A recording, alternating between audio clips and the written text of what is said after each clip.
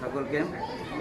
তো আমার জানা মতে কামাল খান তিনি মানব কল্যাণ সংগঠনের সাধারণ সম্পাদক হিসাবে দীর্ঘদিন ধরে তার অক্লান্তি পরিশ্রম এবং সে যতটুকু না পারার তার থেকেও বেশি সে চেষ্টা করে এই পর্যন্ত আসছেন এবং অত্যন্ত সুদৃঢ়ভাবে একজন সাধারণ ব্যক্তি হিসেবে সে অসাধারণ সাফল্য কিছুটা আমাদের মাঝে দেখাইছে। কারণ অসাধারণটা বললাম এই জন্যই যে মানুষের যতটুকু ক্যাপাসিটি তার থেকে বেশি করাটাকেই আমরা অসাধারণ ভাবি।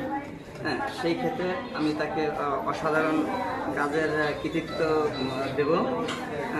এবং সে দীর্ঘদিন আমাদের মাঝে ছিল থেকে সে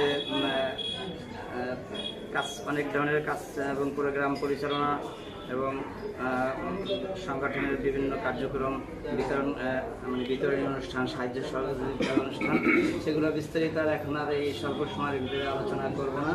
এটা হয়তো আপনারা সকলেই জানেন।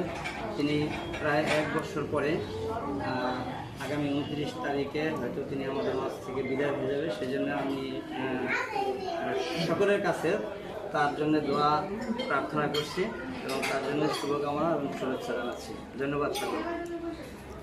ধন্যবাদ।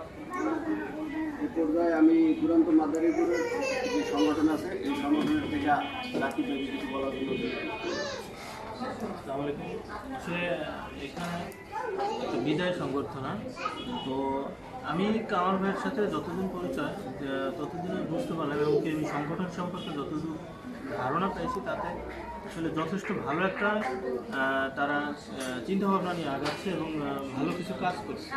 এবং এই মুহূর্তে যে একদম শেষ মানে এই দীর্ঘ 8 মাস পরে আমাদের কামাল ভাই চলে যাচ্ছে, এই জন্য আসলে আমাদের একটা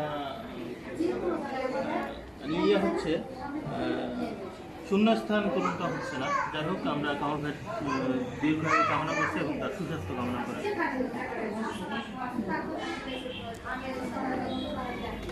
এখন আমাদের মাঝে সংক্ষিপ্ত আলোচনা করবে 5 নম্বরের রানিং কাউন্সিলর এবং আগামী প্রার্থী আমাদের সংগঠনের উপদেষ্টা মোহাম্মদ রেজাউল করিম।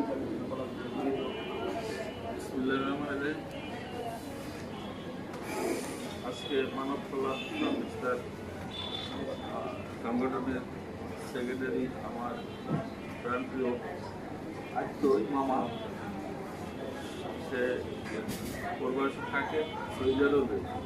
আমি একসময় ছিলাম, আমি আইসা করছি, মামা আবার চলে যাইবে। আসলে বেদনা তো জনক, সে চলে যাইতেছে, আমাদের মাঝে এতদিন ছিল, কিন্তু তারপরও যাইতে হইবে।